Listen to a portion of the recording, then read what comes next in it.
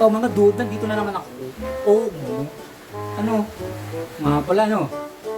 Di ba, nag-resign VP Sara nyo bilang DepEdsec. Sigaw kayo na sigaw ng BBM resign. Naulo pang nag-resign yung VP Sara nyo. Ay, nako. Ina ng Sara nyo. Ano pinagmamalaki nyo?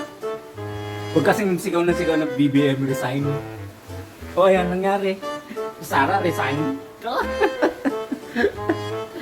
Ay, nako, BBS. Tapos, pinost ko yan. Hindi ba kayo nagko-comment? Hintay ko kayo mag-comment. Wala. I feel you guys. I mean, comment pala dun, isa lang. Isa lang. Hindi ba kasi kayo, ano, siguro yung mga makapili vloggers, yung mga fake news vlogger, wala pang ano, no? Wala pang sinasabi at nilalabas na isasagot nyo dun sa pagkaka-resign. Nabipisaran nyo. Tawa talaga ako sa'yo. BBM resign kayo ng BBM resign. Ano?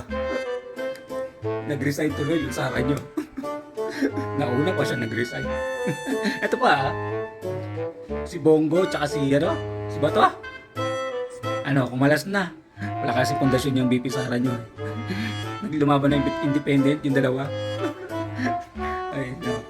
Please, mga DD shit. Okay? BBM pa din. Is the best president.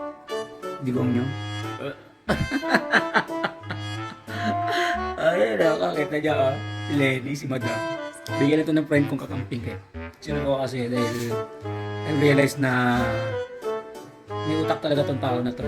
Si Madam Lenny. Kaysa sa inyo mga Didi Shed. Eh, hindi ko nakumpara kasi mas malamang si Madam Lenny sa inyo. Peace, Didi Shed.